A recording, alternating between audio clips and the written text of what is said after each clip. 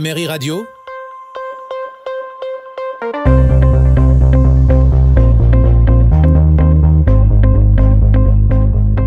Le décryptage de l'info. Il est 16h50, c'est l'heure du grand dossier, notre nouveau rendez-vous en plein débat sur l'envoi de troupes occidentales en Ukraine. Nos gouvernements nous disent-ils toute la vérité ? La vérité, c'est que la France, le Royaume-Uni ou encore les États-Unis ont déjà envoyé, il y a plusieurs mois, des hommes sur place, des militaires, des conseillers en Ukraine. Et nous vous raconterons ce qu'ils y font et pourquoi leur présence est hautement stratégique.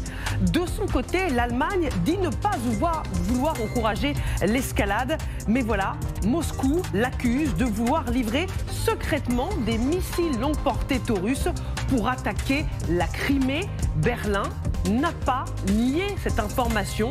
Elle a ouvert une enquête et le ministère allemand de la Défense confirme qu'une conversation entre officiers allemands a bien été interceptée. Ukraine, les troupes occidentales sont-elles déjà là? C'est le thème de notre grand dossier ce soir. Et pour en parler, accueillons Nicolas Tenzer. Bonsoir. Bonsoir. Enseignant à Sciences Po, auteur du blog politique international Tenzer Stratégie. Vous publiez Notre guerre, le crime et l'oubli pour une pensée stratégique aux éditions de l'Observatoire. Accueillons également le général François Chauvency. Bonsoir. Bonsoir. Notre consultant géopolitique pour LCI. Vera Grandseva, bonsoir. Politologue, spécialiste de la Russie, enseignante à Sciences Po Paris. Arlette Chabot, bonsoir. Et toujours avec nous. Avant de vous entendre, partons sur le terrain du conflit. Retrouver l'une de nos équipes qui est dans le Donbass. Bonsoir Solène, avec Gabriel Aurillon. Merci d'être avec nous en direct. Le débat sur l'envoi des troupes occidentales au sol déchire l'Occident. Qu'en dit-on en Ukraine ? Les Ukrainiens sont absolument pour l'envoi de toute aide possible et supplémentaire en Ukraine. Évidemment, ils n'ont jamais demandé l'envoi de troupes occidentales sur les territoires ukrainiens parce qu'ils savaient que c'était du moins officiellement la ligne rouge, et vous savez qu'il y en a eu beaucoup, que les Occidentaux ne voudraient jamais franchir.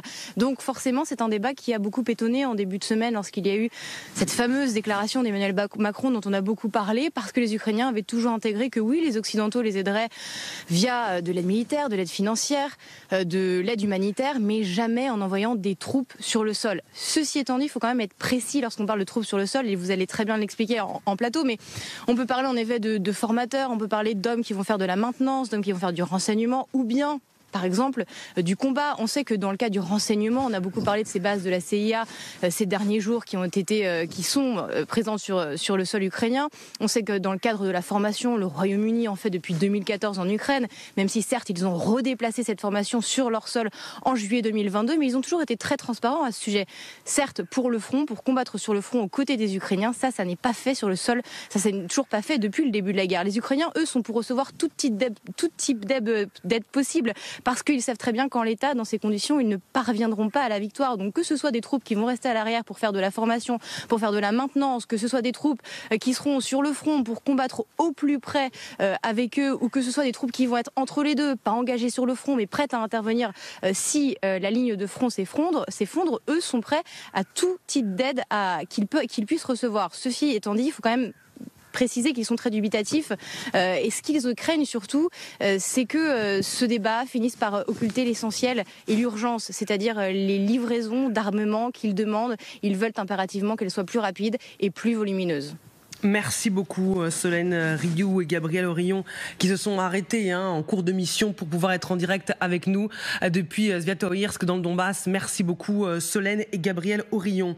Paris assume d'avoir semé la zizanie en ouvrant le débat sur l'envoi des troupes occidentales en Ukraine. La question divise. Il y a quand même des pour. La France qui ouvre le débat, les pays baltes qui sont très inquiets, ils sont favorables. Les Pays-Bas, le Canada s'est dit prêt depuis hier à envoyer des soldats en Ukraine dans un rôle non combattant certes, mais on voit bien que les lignes bougent. Et Stéphane Sejourné, le nouveau chef de la diplomatie française, a expliqué la position de la France dans les colonnes du Monde. La France doit être du bon côté de l'histoire. Nous ne voulons pas nous retrouver dans une situation analogue à celle de septembre 38. face à l'Allemagne hitlérienne après les accords de Munich. Pour comprendre notre logique, il faut avoir conscience de la situation. Il s'agit probablement d'un moment de bascule. Il faut que notre soutien à l'Ukraine dure si nous voulons protéger les Français. Et les journalistes du Monde le relancent. Être du bon côté de l'histoire, cela veut dire envoyer des troupes au sol. Et Stéphane Séjourné répond, il s'agit de mettre en échec la Russie sans faire la guerre à la Russie. Rien n'est exclu dans ce cadre-là. Voilà pour le discours officiel, mais ce que l'on oublie de dire, c'est que la France, le Royaume-Uni et les États-Unis ont envoyé des militaires, des conseillers en Ukraine depuis plusieurs mois. Lydie, racontez-nous. C'est un secret de Polichinelle, tout le monde sait, c'est ce qu'écrit le Washington Post qui l'affirme. Effectivement, les services occidentaux sont présents en Ukraine et cela depuis le début de la guerre. Des missions qui sont en fait clandestines, il n'y a jamais eu de communication publique à ce propos. Regardez ce que nous dit une source diplomatique ukrainienne, toujours au monde, tous les États alliés sont présents en Ukraine. Il ne s'agit pas d'unités de combat, c'est ce que nous disait Solène Rioux à l'instant, mais il y a par exemple des représentants de tous les services de renseignement. Alors de qui on parle exactement? Eh bien on parle de personnel diplomatique sous couverture, des conseillers au sein des états-majors ukrainiens, mais également des forces spéciales. Des forces spéciales donc, et également des conseillers militaires. Ça n'a jamais été officialisé, mais des documents qui ont été divulgués en avril 2023 avaient confirmé que certains pays de l'OTAN en avaient bien déployé. Parmi ces pays, il y a donc les États-Unis, la Grande-Bretagne, mais aussi la France. Une présence pour des missions de renseignement, pour de la formation. Et selon le Guardian, les 3 pays fournissent aussi une aide qui concerne la cyberdéfense. Leur présence qui sera sans doute encore plus indispensable une fois que les avions de combat F-16 seront bien livrés à l'Ukraine. Et puis il y a quelques jours également, nous avons le New York Times qui nous apprenait qu'il y avait 12 bases secrètes de la CIA le long de la frontière avec la Russie. La CIA qui aurait ainsi financé et partiellement équipé un vaste réseau de bases d'espionnage dans toute l'Ukraine et qui aide donc Kiev à suivre les mouvements en fait, des troupes russes et à préparer donc ces opérations commando et secrètes. Lydie, cette présence occidentale est connue depuis toujours. Pourquoi l'information fuite maintenant? Alors on a plusieurs sources qui l'affirment au monde. C'est en fait une opération de transparence qui est tout à fait maîtrisée donc par le renseignement américain. Souvenez-vous de la réunion des alliés lundi dernier où Macron avait donc évoqué l'envoi de renforts militaires. Eh bien, les journalistes du Monde la racontent, cette réunion. Ils nous disent que même si les États-Unis n'ont pas été associés à l'élaboration précise de ce qu'allait dire Emmanuel Macron, eh bien, ils avaient été consultés en amont. La pression grandissante de Moscou sur le flanc est de l'Europe les inquiétant tout autant que les autres participants. C'est ce qu'affirment les journalistes.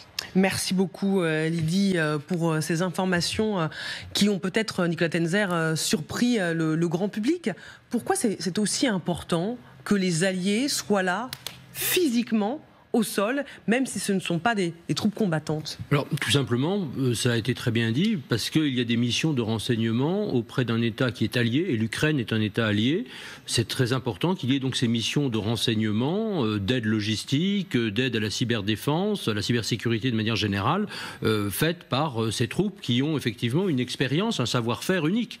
Et donc, à partir du moment où nous soutenons l'Ukraine, et je pense qu'il n'y a aucun doute là-dessus, devant une guerre d'agression criminelle, voire génocidaire, menée par la Russie, ces troupes-là sont tout à fait légitimes. Et il est tout à fait normal aussi, par définition, qu'il n'y ait pas de communication spécifique, évidemment, sur la localisation, les missions exactes, précises de l'ensemble de ces troupes. Parce que tout simplement, évidemment, s'il s'agit du secret défense, ça pourrait mettre en péril, évidemment, le personnel militaire, ou peut-être d'ailleurs civil aussi, des services de renseignement qui est là, et ça mettrait également en danger les Ukrainiens.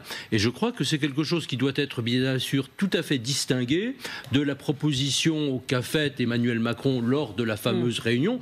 Proposition, encore une fois, que je soutiens d'autant plus que c'est quelque chose que j'avais proposé il y a déjà plus d'un an.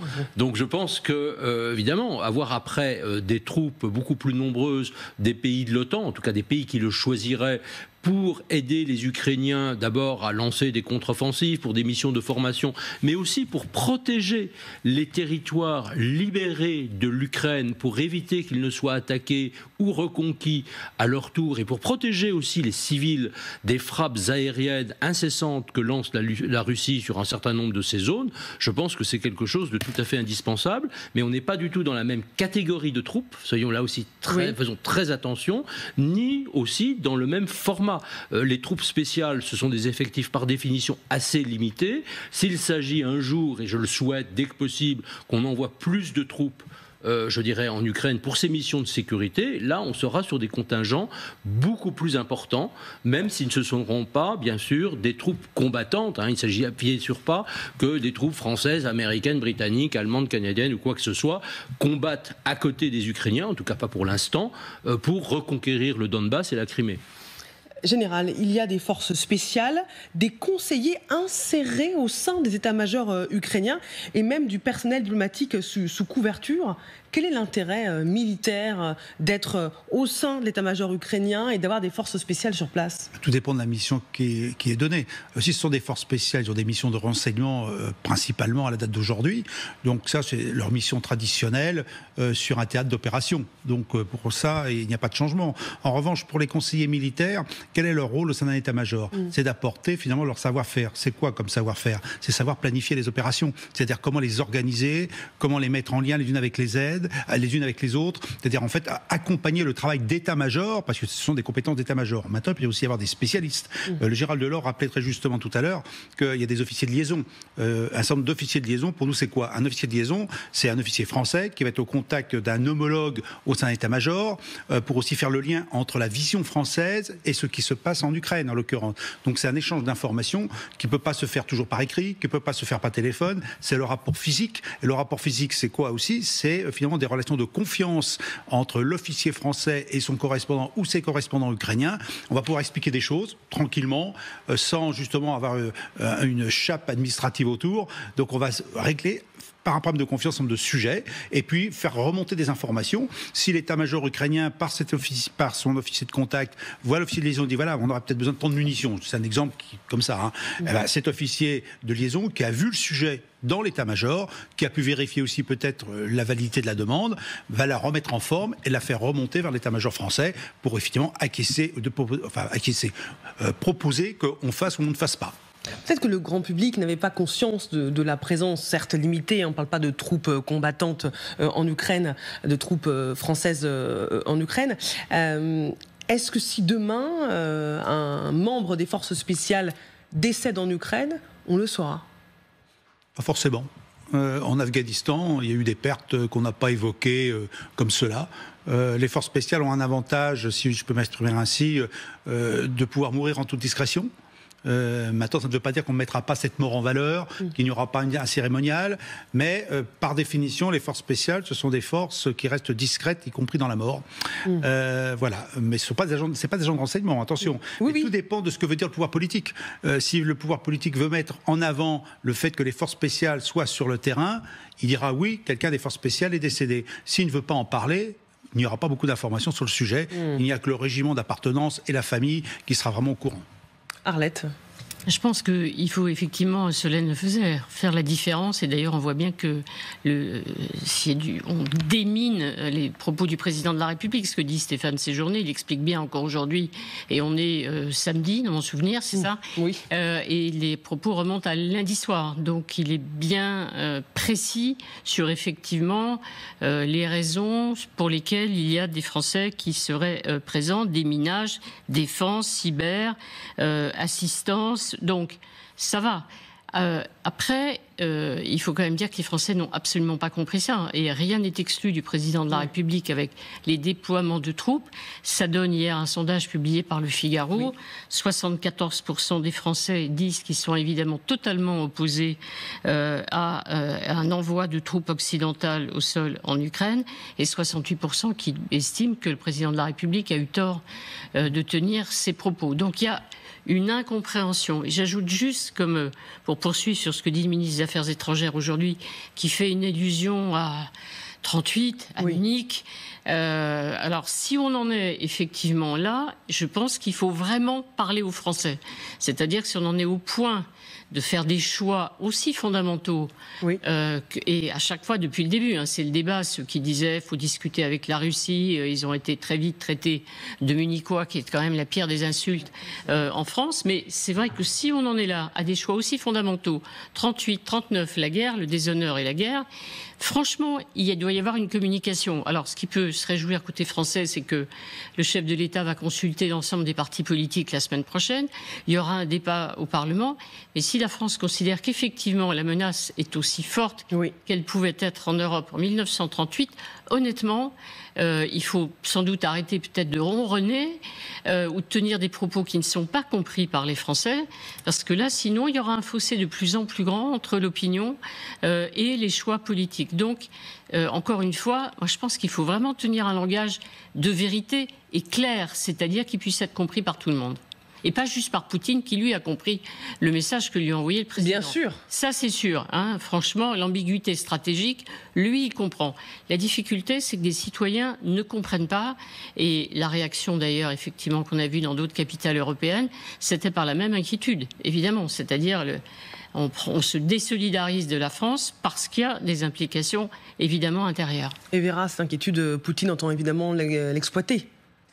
Oui, effectivement, on a entendu les propos que tenu Poutine jeudi pendant son allocution annuelle au peuple russe. Les propos ont été quand même au degré encore plus élevé de l'agressivité, et on peut supposer que c'était partiellement une réponse aussi à ce qu'a dit Macron. En même temps, on voit que ce qu'a dit Macron, c'était assez dans l'esprit de l'ambiguïté stratégique, donc il ne s'agissait pas d'envoyer tout de suite les soldats pour combattre à côté des Ukrainiens. En même temps, il a insinué aussi la détermination de l'Occident d'aller jusqu'à la fin avec l'Ukraine et d'être prêt peut-être aux solutions très compliquées, aux solutions très dures. Et c'est ça, à mon avis, qui a aussi poussé Poutine de monter le degré de l'agressivité dans son discours. C'est pas en soi la guerre avec l'Europe, parce qu'il est déjà en guerre avec l'Europe. Il faut l'écouter bien. Poutine, tout le temps, en parle. Il dit qu'il est déjà face à l'OTAN, face à l'Europe qui combat avec l'Ukraine. Donc pour lui, il est déjà dans cette guerre. En même temps, ce qu'a entendu Poutine, et ce qui à mon avis est dérangeant pour le Kremlin, c'est la détermination de l'Occident. Parce que pour l'instant, son plan était dans le fait que l'Occident va lâcher assez vite. Donc il faut juste attendre les élections de Trump, et peut-être Trump fera la pression sur l'Europe, et l'Europe va abandonner l'Ukraine, et on pourra signer le deal pour annexer les territoires presque officiellement avec l'accord de l'Occident. Sauf que Macron a montré la détermination que ça n'allait pas se passer, que l'Occident allait tenir, et c'est ça qui dérange les plans de Poutine, parce que pour l'instant aussi la guerre longue est compliquée pour lui, et ça peut entraîner des problèmes économiques et politiques en Russie et fragiliser le régime de Poutine. Vous restez avec nous, on va évidemment poursuivre ce débat avec le général Christophe Gomard qui va nous rejoindre, ancien chef du renseignement militaire et ancien commandant des forces spéciales, qui va nous raconter quel est le rôle précisément des forces spéciales qui se trouvent en Ukraine, côté français, et on parlera aussi de ces bases secrètes de la CIA le long de la frontière avec la Russie. Et puis l'Allemagne qui craint l'escalade, mais qui est accusée par Moscou de vouloir fournir des missiles Taurus à l'Ukraine pour frapper la Crimée. La Russie dit avoir intercepté des conversations entre officiers allemands qu'elle a diffusées à la télévision russe. Eh bien, Berlin ne dément pas et confirme qu'il y a bien une conversation secrète qui a été interceptée par Moscou. Restez avec nous, on se retrouve dans quelques petites minutes. Oui, il y a déjà des troupes occidentales en Ukraine depuis des mois déjà, mais le gouvernement ne le crie pas haut et fort. C'est le thème de notre grand dossier. Soyez les bienvenus si vous nous rejoignez en direct sur LCI. Regardons ce que disent les sources diplomatiques au monde. S'il y a des livraisons d'armes, il doit y avoir des gens qui donnent des informations pour utiliser les équipements sur place. L'Ukraine sert aussi de terrain d'essai de nouveaux matériels. Des drones sont ainsi testés sur place. Ce genre de professionnels sont sur le terrain, bien sûr. tous les États alliés sont présents en Ukraine. Il ne s'agit pas d'unités de combat, mais il y a par exemple des représentants de tous les services de renseignement. Allons justement plus loin avec le général Christophe Gomard qui nous a rejoint. Bonsoir général, ancien chef du renseignement militaire, ancien commandant des forces spéciales, auteur de Soldats de l'ombre, au cœur des forces spéciales, aux éditions HarperCollins. Général, quand on parle de forces spéciales qui peuvent participer à des opérations commando, de quoi parle-t-on précisément? L'avantage des forces spéciales, je crois que c'est ce que disait le général Pistrandi il y a quelques minutes, c'est qu'en fait on les envoie de manière discrète. Elles ne sont pas clandestines, c'est-à-dire que leur utilisation et leur emploi est reconnu par l'État. Et si malheureusement un malheur devait arriver, c'est-à-dire un décès ou des blessés, ça serait reconnu par l'État français, contrairement à des gens qui seraient sous couverture et donc clandestins. Donc il est bien évident que sur tous les théâtres de crise, il ne faut pas se leurrer, et ça n'est pas du tout caché, on ne cherche pas du tout à le cacher à nos concitoyens, mais de manière à les protéger, à ce qu'ils restent discrets. C'est plus pour les protéger, eux, ces soldats que l'on envoie. Ils ne sont pas forcément en uniforme, mais en tous les cas, ils sont là effectivement auprès d'un pays allié, auprès de leurs homologues alliés, pour les conseiller, les aider, servir d'officiers de liaison. Le New York Times nous apprend qu'il y a 12 bases secrètes de la CIA le long de la frontière avec la Russie pour assurer des missions de renseignement, pour permettre de suivre les mouvements des troupes russes et préparer les opérations commandant secrètes. Comment elles fonctionnent, ces bases secrètes? Oui, en fait, si vous voulez, il est logique que dans un pays en crise, et dès lors que l'on souhaite appuyer ou soutenir un pays allié, on envoie des gens qui font du renseignement. Non seulement ça permet, s'agissant de la France, à avoir une appréciation autonome de situation et à ne pas se fier à ce que nous racontent les uns ou les autres, et donc ça permet au président de la République, chef des armées, de savoir exactement ce qui se passe. Ça permet également de donner des informations intéressantes pour appuyer nos alliés qui sont au combat, et donc en l'occurrence les Ukrainiens. Ça permet également, donc ces gens-là ne mènent pas forcément des opérations commando. Ils sont là pour effectivement transmettre de l'information. Je vous donne un exemple. Par exemple, la France dispose de satellites d'observation militaire. Il est bien évident que ces satellites prennent des images et que ces images, ensuite, elles aident les gens qui combattent, et en l'occurrence les Ukrainiens, à leur donner des positions de leur adversaire qu'est l'armée russe. Donc si vous voulez, et pour transmettre ces images, il y a des canaux spécialisés, des canaux discrets, de façon à leur permettre en effet de disposer des images qui leur permettent ensuite de construire et de planifier leurs manœuvres. Et quel est l'intérêt d'avoir des conseillers qui sont directement insérés au sein des états-majors ukrainiens? Pourquoi doivent-ils être sur place et non pas en liaison via évidemment des canaux sécurisés? Ça permet, ça permet une plus grande efficacité, ça évite de la perte en ligne, parce que dès lors que vous êtes sur des réseaux, d'abord vous pouvez être intercepté, alors que lorsque c'est du direct, eh bien, vous transmettez l'information directement. Et ça permet de répondre plus immédiatement et plus rapidement aux besoins des Ukrainiens qui, eux, sont au combat. Mais, général Gomard, moi, ce qui m'étonne, c'est que on parle ouvertement de cette présence jusqu'ici discrète des troupes occidentales en Ukraine pour assurer essentiellement des missions de renseignement. Pourquoi les Américains balancent ces informations ? On n'en parlait pas jusqu'à présent. Ah non ça fait 2 ans que dure cette guerre, et ça fait 2 ans qu'on n'en parle pas. Donc c'est resté discret pendant 2 ans, même si les uns et les autres savaient pertinemment. Et j'ai entendu sur votre plateau l'autre jour le porte-parole de l'ambassade de Russie en France qui disait savoir qu'il y avait que les alliés de l'Ukraine disposaient de gens sur place. Je crois que le mot qui a choqué, c'est troupes au sol en réalité. C'est vrai que les forces spéciales ne sont pas des forces dites conventionnelles, ce sont des forces qui opèrent, qui sont en uniforme bien sûr, mais pas uniquement en uniforme, et qui sont là de manière discrète, et ce ne sont pas des effectifs très nombreux. Si vous voulez, lorsqu'on a appuyé les Katiba anti-Kadhafi en 2011 pour lutter contre Kadhafi, je crois qu'on avait quelques dizaines simplement de forces spéciales.